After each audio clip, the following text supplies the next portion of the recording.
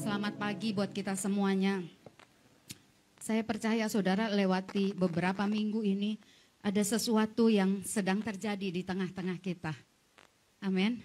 Ada sesuatu yang sedang terjadi dan rasanya nggak tahan untuk melihat sampai akhir tahun. Saya percaya kami pun mengalami.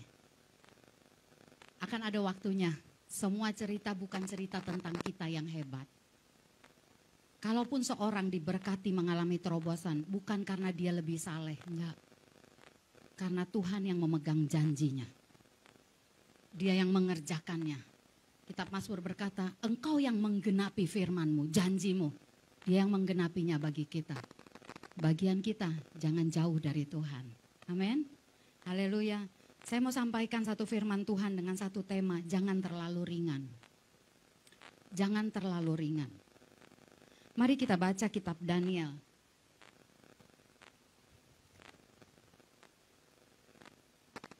Hari-hari belakangan ini ada sesuatu yang saya yakin sekali saudara. Firman yang Tuhan lepaskan itu di tengah-tengah kita tidak akan berlalu begitu saja.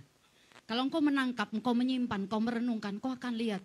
Hal-hal yang sekian lama kita tolerir, kita pikir itu biasa terjadi. Padahal sebenarnya ada pekerjaan roh jahat di sana. Maka kita akan mengalami kelepasan. Bukan sekedar saudara menengking setan. Tetapi ada sesuatu yang di dalam batinmu yang bekerja. Ada pekerjaan Roh Kudus. Haleluya. Kita bisa mendoakan orang sakit. Orang sakitnya belum sembuh. Tapi sesuatu membara di hatimu. Aku akan terus mendoakan orang sakit karena itu jatahku. Haleluya. Saudara kita buka dulu Daniel pasal 5 ayat 1 sampai 4.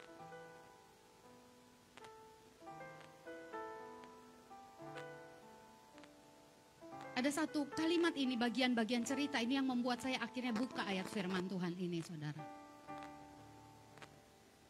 Sebelum kita baca Daniel ini, tema ini jangan terlalu ringan. Saudara, di satu perkebunan di Amerika itu ada satu sistem cara untuk memisahkan kentang yang berkualitas baik dan kentang yang berkualitas buruk. Ada dua cara. Yang pertama dipisahkan satu-satu, manual. Dia lihat satu-satu dipisahin yang jelek, yang bagus. Karena yang bagus kualitasnya harganya lebih mahal. Dipisahkan dan dijual ke kota. Tetapi ada orang-orang tertentu di sana melakukan dengan cara yang aneh. Mereka kumpulin semua kentangnya dalam satu truk, saudara. Semua kentang yang bagus, yang menengah, yang jelek. Dimasukkan semua ditumpuk dalam satu truk. Dan melewati jalan yang berliku-liku, akan tiba waktunya saudara, goncangan itu akan membuat saudara, kentang yang kecil dan kurang baik itu akan pindah ke bagian bawah. Kentang yang menengah itu di tengah, setelah melewati guncangan. Dan kentang-kentang yang nilainya bagus, yang gak ada cacatnya itu di atas. Saya baca ini dari satu artikel saudara. Jadi kalau mereka pisahin, sementara perkebunan itu luas, mereka butuh waktu lama kalau satu-satu. Tapi waktu mereka pakai cara ini dimasukkan di satu truk kendaraan saudara di bawah, itu otomatis lewati goncangan yang jelek itu di bawah. Yang di atas itu yang bagus. Saudara, kalau Tuhan membawa jalan hidupmu hari ini penuh goncangan, katakan haleluya. Goncangan itu membuat yang jelek itu di bawah. Yang bagus itu akan naik di atas. Guncangan itu akan membuat kita berseru kepada Tuhan. Guncangan itu akan membuat kita sadar, aku nih gak bisa apa-apa tanpa Tuhan. Kita akan pegang erat-erat Tuhannya. Haleluya. Waktu saya baca ini, wow bagus juga ini jadi artikel buat khotbah dibacain. Terlalu ringan akan di bawah. Coba kita baca dulu. Masa sulit saudara dan saya berbeda. Setiap kita kanan kiri beda. Ada buat orang mendoakan kebutuhan nilainya 0 sampai 10 itu berat, pergumulan. Tapi buat orang lain itu gampang. Karena tanggung jawabnya udah 100 sampai 1000. Tapi biar itu guncangan yang membuat kualitas yang terbaik keluar dari hidup kita. Kualitas yang terbaik keluar dari hidup kita. Guncangan itu membuat kita makin menyembah Dia.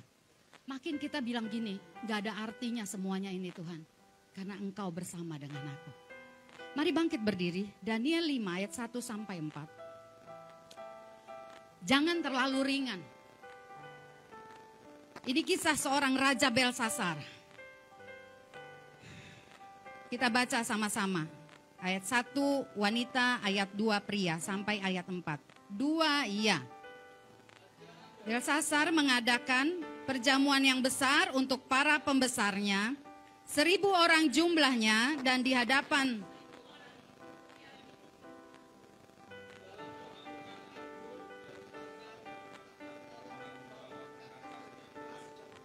yang telah diambil oleh Nebukadnezar ayahnya dari dalam bait suci di Yerusalem, supaya raja dan para pembesarnya, para istri dan para gundik mereka minum dari perkakas itu. Kemudian dibawalah perkakas dari emas dan perak itu yang diambil dari dalam bait suci rumah Allah di Yerusalem. Lalu raja dan para pembesarnya, para istri dan para gundik mereka minum dari perkakas itu. Mereka minum dari anggur dan memuji-muji dewa-dewa dari emas dan perak, tembaga, besi, kayu, dan batu. Diulangi dong saudara. Masa bacanya pelan banget, nggak kompak cowoknya. Coba ayat 4-nya. Anda percaya ada Tuhan di tengah-tengah kita? Apakah yang kau baca firman Tuhan? Betul? Kenapa bacanya lebih pelan daripada baca yang lain? Ya bapak-bapak dulu ya. Karena kalau imam-imam bawa obor tuh mantap, gereja mantap. Oke? Laki-laki perkasa, maka semua kita diamankan. Baca dulu ayat yang keempat, para pria. 2 ya. Mereka minum anggur dan memuji-muji dewa-dewa dari emas dan perak, tembaga, besi, kayu, dan batu. Silahkan duduk kembali. Saudara, kejadian ini terjadi saat bangsa Israel diperbudak di kerajaan Babel. Nama rajanya Belsasar. Saya jarang-jarang loh khotbah dari kitab begini ya. Kalau bukan Tuhan, benar. Saudara, waktu saya baca ini, Raja Belsasar adalah raja yang berhasil. Dia bukan raja yang gagal, dia raja yang berhasil. Makanya dia bisa sombong, dia bisa memamerkan emas perak. Dia bisa saudara menyampaikan sesuatu, memamerkan hasil keberhasilannya. Kita baca tadi ayat 1 sampai 4, ada perkakas dari emas perak dan dia suruh keluarin dari bait Allah. Tetapi saudara, karena keberhasilannya Belsasar ini sombong, dia suka mabuk anggur, dia suka pamer. Saudara tahu orang yang mabuk itu jalannya pasti limbung. Betul gak sih? Ada orang, saudara pernah lihat orang yang mabuk minuman dia bisa jalan lurus? Coba saya tanya dulu. Saya nggak bilang itu hidup kita, hidup tetangga kita lah biar aman ya kan. Karena di rumah saya dulu mama saya lapo, jadi saya tahu yang soal mabuk anggur. Nggak pernah orang mabuk anggur sekalipun dia nggak banyak ngomong saudara, minimal jalannya itu nggak lurus. Dan Belsasar seorang raja yang karena kesuksesannya dia mabuk. Dan waktu dia mabuk saudara, dia bisa bertindak seenaknya. Nanti kita akan lihat dia bisa menghina Allah Israel. Saya percaya di tempat ini nggak ada yang menghina secara langsung. Tapi terkadang hinaan itu nggak lewat ucapan, dari sikap hati kita. Saudara lihat ayat 25 sampai 28. Saya mau ajak agak lompat.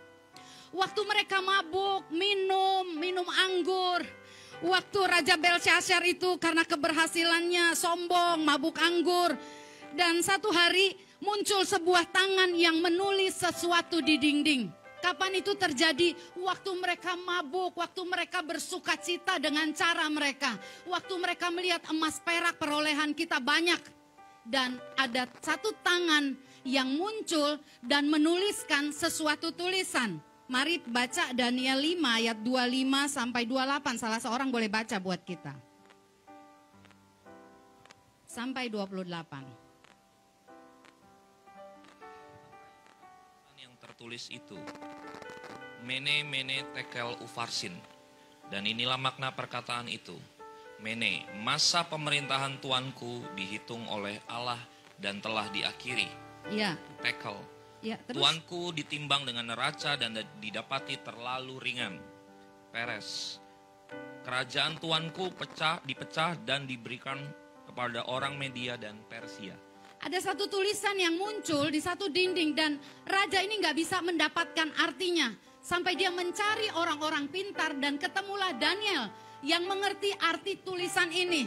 Arti tulisan ini dikatakan tadi mene tekel ufarsin. Inilah maknanya. Mene masa pemerintahan tuanku. Dihitung oleh Allah dan telah diakhiri. Tekel artinya tuanku ditimbang dengan neraca dan didapati terlalu ringan. Karena ringan, saudara lihat Peres. Kerajaan tuanku dipecah dan diberikan kepada orang Media dan Persia. Bapak Ibu yang dikasihi Tuhan, perkataan ini, tulisan ini datang bukan diberikan kepada raja yang malas. Diberikan kepada seorang raja yang bukan gagal, tapi seorang raja yang sukses dan hebat pada waktu itu. Bahkan kesuksesannya bisa dipamerkan. Dia nggak males, dia mau berjuang. Katakan mau kerja keras, mau berusaha. Tapi masalahnya adalah raja ini nggak tahu apa yang paling penting. Dia ditimbang Tuhan dan ditemui terlalu ringan. Raja yang dengan segala kesuksesannya nggak masuk di hitungan Tuhan. Suka atau tidak, hidup kita ini akan ditimbang. Katakan amin. Akan ditimbang. Ada banyak orang melebih-lebihkan anugerah sampai dia lupa ada bagian hidupku yang satu hari akan ditimbang Tuhan.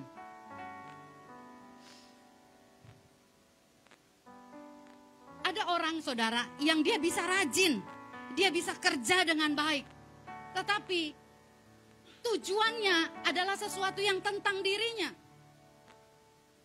Raja ini mengalami sesuatu saudara. Dia berjuang, dia berupaya, tetapi itu bukan untuk sesuatu yang mendatangkan nilai kekal. Saya ingat satu pujian yang berkata begini. Ku tak membawa apapun juga. Waktu kita pulang, saudara, yang kita bawa bukan perolehan secara lahiriah.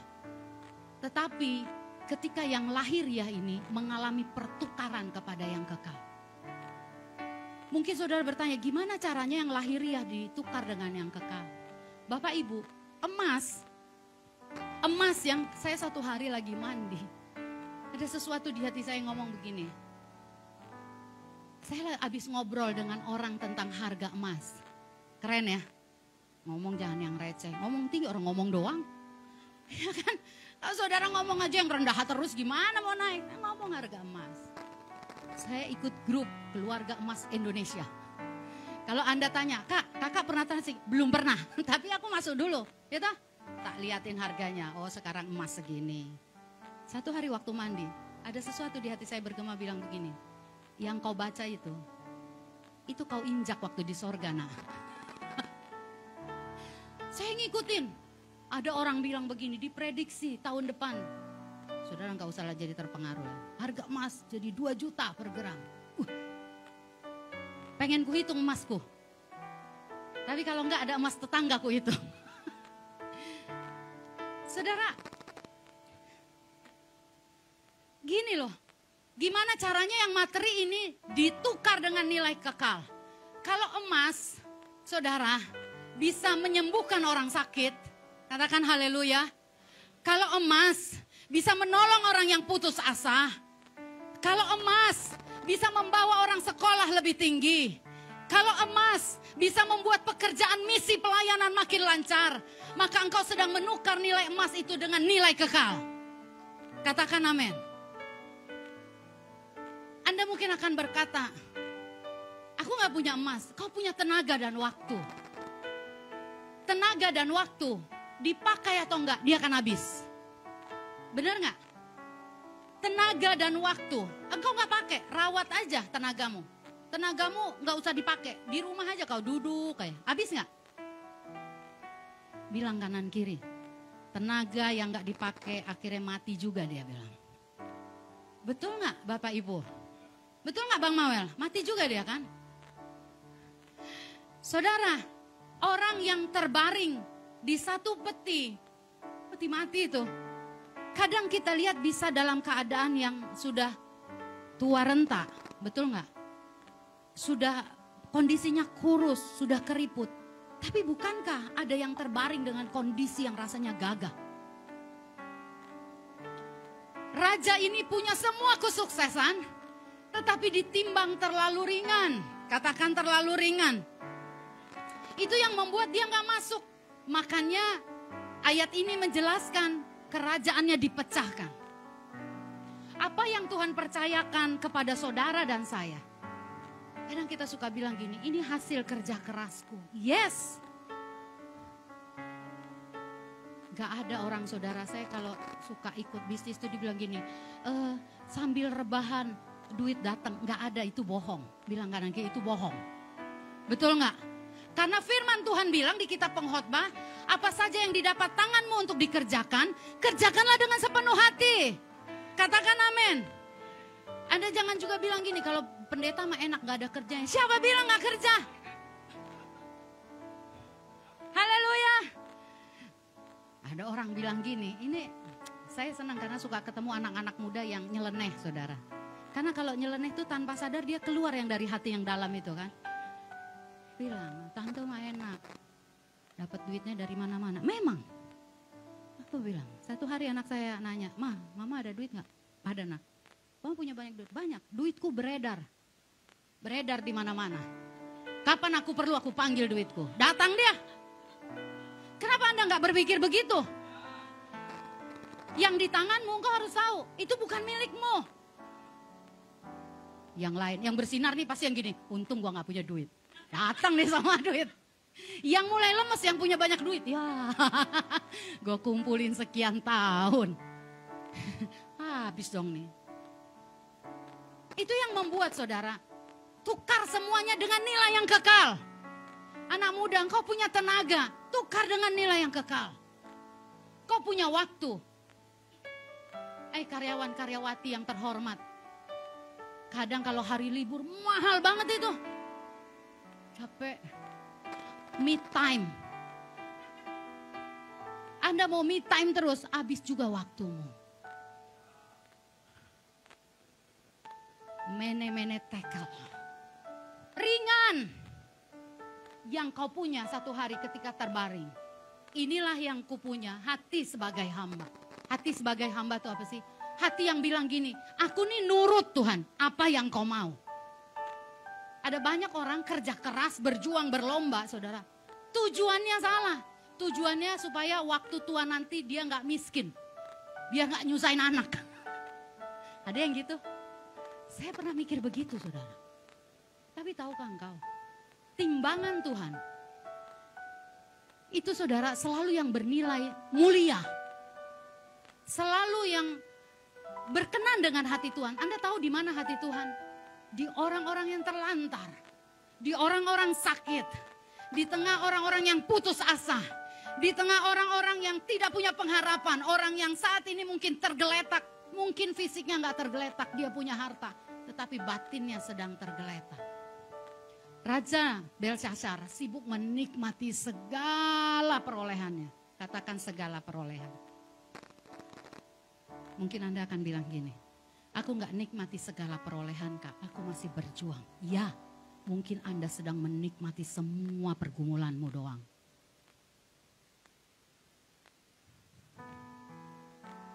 Banyak anak-anak Tuhan berjuang pada pertandingan yang salah. Berlomba dengan upaya yang terbaik. Tapi bukan pada yang bernilai kekal. Bukan berarti membangun karir salah, katakan amin. Doa saya saudara, lebih daripada buat dewasa muda, buat anak-anak remaja, saya berdoa akan muncul orang-orang yang duduk di bangku pemerintahan. Enggak bicara tentang gedenya uang yang didapat, tapi mereka berdampak bagi bangsa ini. Tapi masalahnya, waktu dia membangun, waktu berjuang ujungnya kemana? Ujungnya untuk membangun monumen diri kah? Ujungnya kepada persiapan masa tua kah? Atau ujungnya engkau tahu, semua yang kuperoleh akan kutukar dengan yang nilai yang kekal. Ada juga sih versi yang lain. Itu yang pertama versi yang rajin kerja, berupaya. Dia orang yang beribadah, dia rajin. Tapi ada juga versi yang kedua, yang ditimbang akan terlalu ringan. Versi yang pertama dia rajin. Makanya orang yang rajin berhati-hati. Jaga perkataanmu, jaga hatimu. 2 bulan ini lagi belajar saudara. Kau udah mulai gitu. Abang kalau melihat saya udah mulai senewan dia langsung shh. Kadang saya marah. Terus dia bilang, engkau mulai gak tenang, mulai marah, mulai gak puas. Mungkin nada bicaranya gak kasar, tapi itu keluar dari mata air yang keruh. Yang pertama orang yang rajin. Katakan orang yang rajin, haleluya. Tuhan suka kepada orang yang rajin, katakan amin. Tapi disitulah hati kita harus kita jaga. Yang kedua, ada orang yang betul-betul malas dengan hidupnya. Dia malas berlomba pada lintasannya. Dia malas bangun dirinya. Dia maunya kalau orang lain diberkati, dia diberkati. Tapi kalau orang lain berjuang, dia gak mau berjuang. Colek kanan kiri, untung gak ada di tengah-tengah kita bilang. Coba, saudara pendeta berfirman, jemaat melakukan. Haleluya. Bilang dulu kanan kiri, itu deklarasi iman loh. Anda jangan tertuduh kalau dibilangnya untung gak ada di tengah-tengah kita.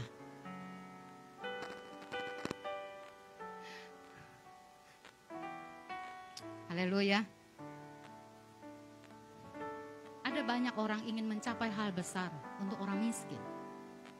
Ada banyak orang ingin mencapai hal besar untuk membahagiakan orang tuanya. Ada banyak orang ingin mencapai hal yang besar, mungkin untuk gerejanya. Ada banyak orang ingin mencapai hal yang besar, tapi lihat apa yang mendorong di dalam hatimu.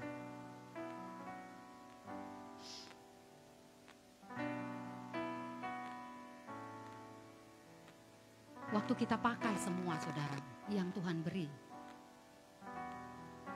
Satu hari ketika kita datang, kita akan lihat timbangan hidup kita. Satu hari saudara, ketika bulan 2 retret Pasutri, Juni ya, bulan Juni. Kami juga mengalami sesuatu.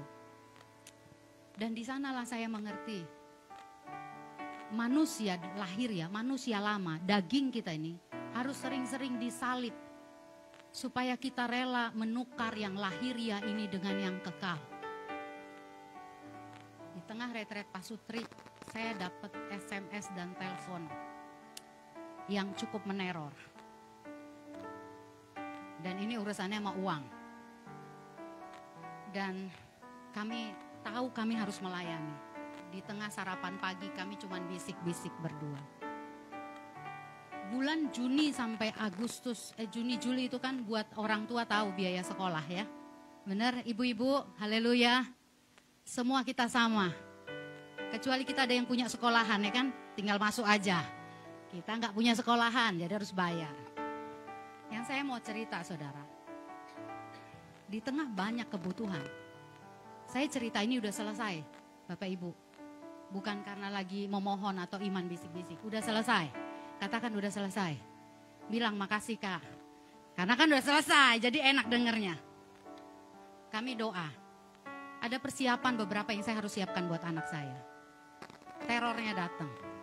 Saya harus mengembalikan yang itu bukan harusnya saya kembalikan.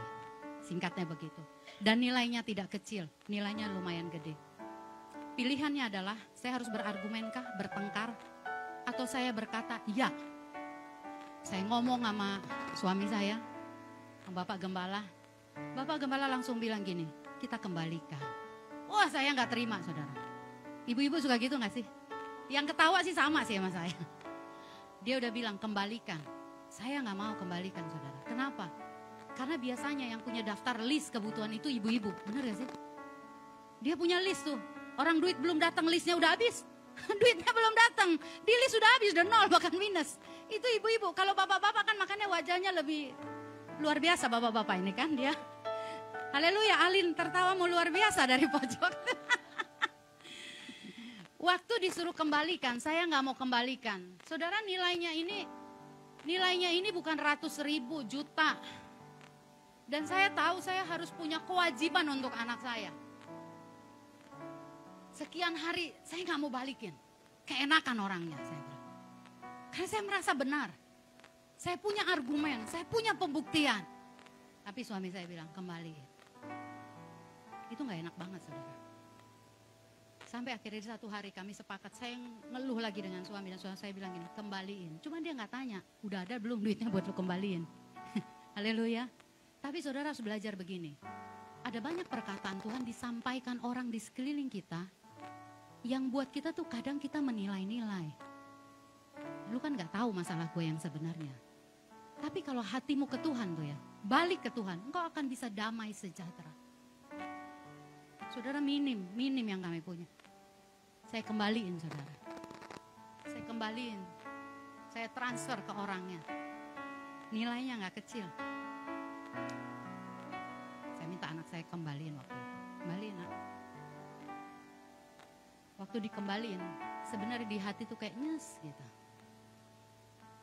Tapi saya datang sama Tuhan, Tuhan, aku gak salah kok, aku gak harus balikin. Waktu itu saya belum ngerti saudara, belum ngerti, gak selalu yang kita lakukan karena kita udah ngerti.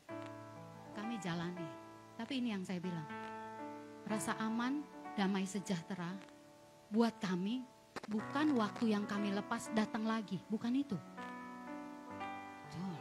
Anda mungkin nunggu endingnya, balik lagi duitnya, bahkan biasanya lebih gitu. Enggak, kami jalani bulan itu, enggak ada yang balik senilai yang kami lepas. Dan orang yang nerima itu happy banget. Orang yang nerima pengembalian kami itu langsung dibaca, sukacita dia langsung. Di hati saya mulai kayak nilai-nilai orang. Ini saya ngomong di rumah ya. Saudara, firman itu harus terjadi dalam kehidupan sehari-hari kita. Amin. Firman itu di mimbar, di kamar doa, tapi prakteknya itu di hubungan kita dengan sesama. Saya bilang ini, Tuhan, biarlah manusia baru di dalamku ini tumbuh lebih besar. Manusia lamaku akan mati dan berkurang. Konfliknya di mana? Saya ngerasa itu perolehan, itu hasil, itu gak usah dibalikin. Tapi saya mau bilang sama saudara, hari ini saya ngerti, saya sedang menukar dengan nilai yang kekal. Firman Tuhan bilang gini, apa yang mendatangkan damai sejahtera, kejar itu. Kalau engkau di keluarga, engkau memikul lebih banyak dari orang lain, dari adik kakakmu. Kadang kita mau komplain, kita mau marah. Tukar itu dengan yang kekal. Apa tukar yang kekal itu? Waktu engkau rela, engkau memikul lebih berat. Waktu engkau rela dirugikan dan tahan mulutmu. Dan di sana timbanganmu tidak akan didapati terlalu ringan. Kapan sih bisa rela? Waktu engkau menghadapkannya kepada Tuhan. Menghadapkannya kepada Tuhan. Bulan itu saya tunggu-tunggu, gak ada yang datang. Tapi sukacita di retret Pasutri itu melebihi segalanya. Itu yang membuat saya yakin saudara. Sukacita itu jadi modal saya untuk memperoleh semua yang Tuhan berikan. Cuman foto bareng, pakai baju hitam kabayan, sukacitanya luar biasa. Dan saudara, waktu sukacita itu muncul, saya mulai saudara dapati iman saya makin kokoh sama Tuhan. Sekian waktu saudara, berkat mulai datang. Kami bisa selesaikan urusan anak kami dengan baik. Enggak susah. Dia bilang, mama ada duitnya? Ada. Nanti kalau ini segini, ada. Dia pernah satu hari bilang gini, mau dicek. Aku mau cek dulu lihat M-Banking mama. Gak bisa, karena belum ada di bank. Tapi saya bilang, uang ini beredar dalam kendalinya Tuhan. Bisa ku panggil nomor seri berapa, karena aku gak tahu nomor serinya. Kalau engkau mau dapati timbanganmu itu tidak ringan, tukar semuanya. Kesesakan, kesakitan, pergumulan, engkau dicurangi, itu harus engkau tukar dengan yang nilai kekal. Jangan waktu engkau dirugikan, engkau membalas. Kami sepakat suami istri, saya bilang di mimbar, jangan ngomong-ngomong soal sekolah Samuel. Ya kan ya? Karena dilihatin saya. Jangan ngomong-ngomong soal sekolah Samuel. Kita harus jadi teladan, kasih contoh. Bertarung di hadirat Allah.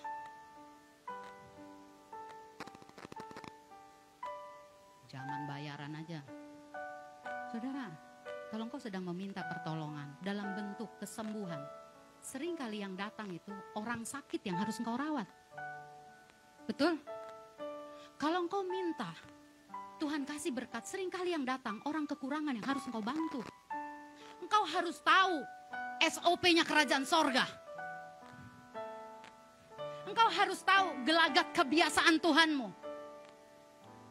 Saya bilang gini, aku ingat Tuhan, sekian tahun yang lalu ketika kami mengontrak di kamar yang satu itu. Kami pernah bilang kami doa tiap hari. Saya naik motor. Satu hari ketika kami berdoa itu. Satu malam saya pulang. Entah kenapa saya naik taksi waktu capek. Tapi waktu saya bangun saya lihat ada satu pelang rumah kami yang sekarang dikontrakan. Itu meleknya di situ. Itu meleknya di situ. Udah teler. Pulang jam 12:30 pagi, saya ingat itu kerjaan lagi banyak. Saya lihat dikontrakan. Saya bilang supirnya suruh sebentar, saya foto. Besok pagi kami lihat dan kami bayar. Gak punya duit waktu itu, tapi Tuhan kasih. Tapi ingat ya, saya ingat ini kebiasaan Tuhan buat saya. Saudara coba renungkan apa kebiasaan Tuhan buat engkau. Saya ingat waktu saya masuk rumah itu, kami gak punya apa-apa. Dulu rumah satu kamar, dikasih 3 kamar ruang tamu gede, gak punya sofa. Tapi Tuhan berkati kami, masuk rumah itu. Sofa ruang tamu, kursi makan, semua ada. Tempat tidur untuk 3 kamar itu terisi semuanya. Dan saya ingat saudara, di tengah kebutuhan yang banyak, tiba-tiba kantor kasih saya mobil.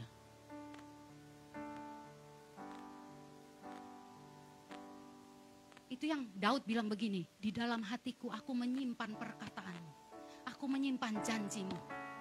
Dengan kata lain, aku menyimpan kenangan-kenanganku bersama dengan engkau Tuhan. Dan kenangan itu yang muncul waktu saya punya banyak kebutuhan. Waktu anak saya mau kuliah, kenangan ini saya munculin. Saya bilang, ntar beli nak ini nak. Ntar kita ganti nak ini nak. Saya bilang, duitnya dari mana? Dari Tuhan. Saya bilang, aku kenal Tuhan yang aku sembah dan aku layani. Biasanya di tengah yang bertubi-tubi, Dia kasih mata air yang baru keluar. Mata air yang baru keluar. Mata air yang baru keluar. Waktu Anda amin, Anda harus setuju. Waktu Anda amin, Anda harus mau menjalani SOP-nya. Itu sebabnya saya berkata, saudara. Lewati berapa minggu, kita mengalami pekerjaan Roh Kudus. Manifestasi pekerjaan rohnya. Itu gak biasa. Itu luar biasa. Dan masih banyak lagi yang luar biasa. Tetapi dia mau didapati ketika ditimbang, tidak ringan. Pergumulanmu itu tidak senilai dengan siapa Tuhan yang kau layani dan engkau sembah. Saya bilang, biasanya waktu datang kebutuhan gede, aku kenal Tuhanku. Coba colek kanan kiri bilang, apa yang kau kenal dari Tuhanmu waktu engkau punya kebutuhan?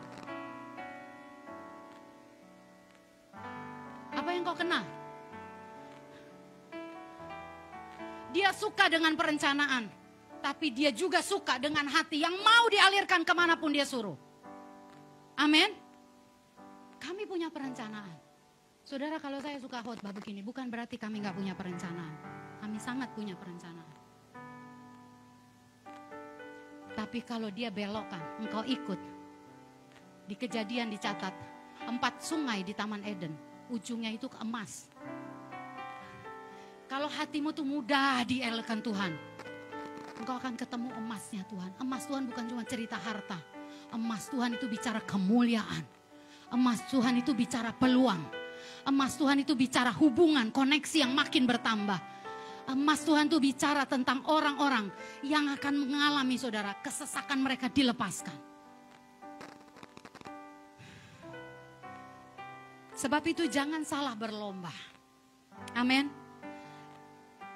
Engkau harus rajin, tapi engkau harus jaga hatimu.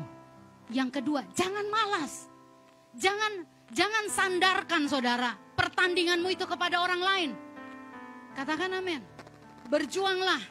Mari kita buka satu ayat firman Tuhan. Haleluya.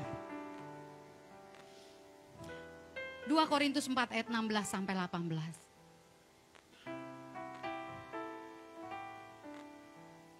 Kalau saudara tanya, udah beres Kak? Udah beres lah.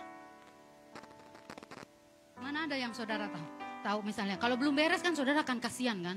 Ntar bisik-bisik kita patungan, nggak usah.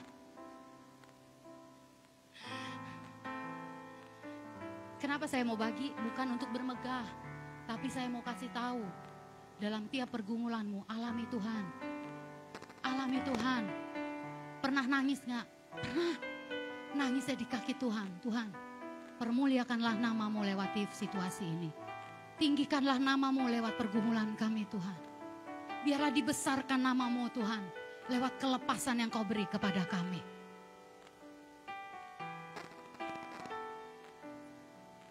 Kalau punya banyak kebutuhan, biasanya saya punya keinginan lagi yang lebih gede. Paling tinggal suami, kuat apa enggak? Saya bilang nanti kita mau ini ya, yang ini bagus juga ya. Di tengah kebutuhan yang belum selesai, saya bilang gini, ini rumah ada dijual loh, bagus loh nih. Harganya 2M, bisa kali ya, murah loh ini 2M. Dia pusing. Saudara jangan kalau punya istri kayak gitu, jangan dibilang gini, gak usah ngomong kayak gitu. Motivator yang baik, dia membuat suaminya produktif. Saya selalu bilang sama suami saya, karena aku percaya aku punya mertua yang sangat kaya raya. Dia suka berdoa, Bapakku yang di sorga, berarti mertuaku kan? Betul nggak? Saya suka dengar dia berdoa sambil main gitar. Bapakku, oh mertuaku. Aku punya bapak kaya, aku punya mertua kaya. Apa yang perlu kususahkan? Katakan haleluya. Amin. Amin. Jangan terlalu ringan. Orang yang terlalu ringan, dia nggak pernah menyimpan perjalanan sama Tuhan di relung hatinya yang paling dalam. Makanya kalau datang kebutuhan gede dia ciut, dia khawatir.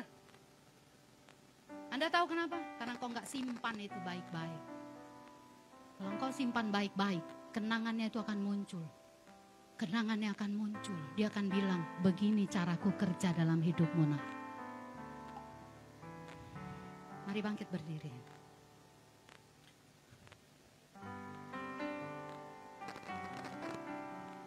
Kalau kerugian datang, dengar gereja GPI Kemah Pujian. Kalau kesusahan datang, kesakitan datang, ingat, tukar dengan nilai kekal. Katakan amin. Tukar dengan nilai kekal. Waktumu engkau bisa tukar dengan nilai kekal. Atau kau habiskan begitu saja. Tenagamu bisa engkau tukar dengan nilai kekal. Hartamu bisa engkau tukar dengan nilai kekal. Bahkan pergumulanmu bisa engkau tukar dengan nilai kekal. Amin. Kau yang sendiri, kau bilang aku mah sendirian, gak ada temannya. Kakak sih ada apa-apa, ada temennya ngomong sama abang. Tukar dengan nilai kekal. Sampai kau akan melihat semua kita dengan kondisi kita yang berbeda masing-masing, kita akan punya sikap yang sama berdiri teguh di hadapan Tuhan. Haleluya. Baca 2 Korintus 4 ayat 16 sampai 18. 2 ya. Sebab itu kami tidak tawar hati, tetapi meskipun manusia lahiriah kami semakin merosot, namun manusia batiniah kami dibaharui dari sehari ke sehari. Saudara, sebelum bilang penderitaan ringan, Anda bayangkan apa yang hari ini jadi pergumulanmu. Apa yang hari ini jadi tuntutan yang kau harus selesaikan. Itu penderitaan ringan. Kapan kau bisa lihat? Waktu kau bisa melihat yang tidak kelihatan. Waktu kau bisa melihat apa yang Tuhan sediakan yang belum nyata ini. Bukankah saudara, waktu Daud dan Saul sama-sama melihatnya Goliat. Daud ngelihat Goliat, Saul ngelihat Goliat. Tetapi kenapa sikap Daud beda dengan Saul? Karena ada yang dia simpan penyertaan Tuhan dalam renungannya. Dia ingat dia kalahkan singa dan beruang. Dan dia bilang gini, ini pun akan jadi sama seperti binatang yang pernah aku bunuh. Kalau engkau lihat Pengeluaran tuh jadi masalahmu, engkau akan simpan di sini. Aku pernah kau lewatin yang kayak gini. Dia pembuat mujizat sejati bagiku. Dan waktu engkau peroleh, tukar dengan nilai kekal. Tukar dengan nilai kekal. Lanjut, sebab 2. Penderitaan ringan yang sekarang ini mengerjakan bagi kami kemuliaan kekal yang melebihi segala-galanya. Jauh lebih besar daripada penderitaan Lebih kami. kencang lagi, sebab kami tidak memperhatikan yang kelihatan, melainkan yang tak kelihatan. Karena yang kelihatan adalah sementara, yang tak kelihatan adalah haleluya. kekal. Amin, beri tepuk tangan buat Tuhan. Apa yang sedang kau lihat? Apa yang sedang kau lihat? Itu yang akan membuat saudara, neracamu ketika ditimbang tidak akan terlalu ringan. Penderitaan seperti apapun kau akan bilang, aku pernah melewati gelombang laut dan Tuhan membuka jalan bagiku. Aku pernah melintasi api dan api tidak membakarku. Aku pernah menanggung kebutuhan anak-anakku yang sekian. Tuhan tolong aku, apalagi yang ini. Itu yang membuat ketika satu hari Minggu, Bapak Gembala bilang gini, apa yang kau rasa, yang kau doakan kok rasanya kayak gak mungkin, hatimu bisa ciut kecil. Saya di situ angkat tangan. Saudara tahu, saya bilang Tuhan aku berdoa buat gereja yang baru. Kalau aku melihat dengan mataku yang lahir ya, aku mencari dari mana peluangnya. Tapi waktu aku tutup mataku, aku mengangkat tangan. Aku melihat segala peluang yang daripada Kristus. Yang dari roh akan menguatkan yang lahiriah. Yang dari roh akan menopang yang daging. Yang dari roh akan memanifestasikan, memunculkan yang daging itu ke permukaan. Mari sama-sama alami. Itu bukan hanya milik hamba Tuhan, itu milik kita semua yang percaya kepadanya. Engkau bisa memanggil apa yang sudah Tuhan sediakan datang kepadamu. Itu akan datang lewat apapun. Dan ketika itu datang, tukar dengan nilai yang kekal. Ayo tutup Alkitabmu.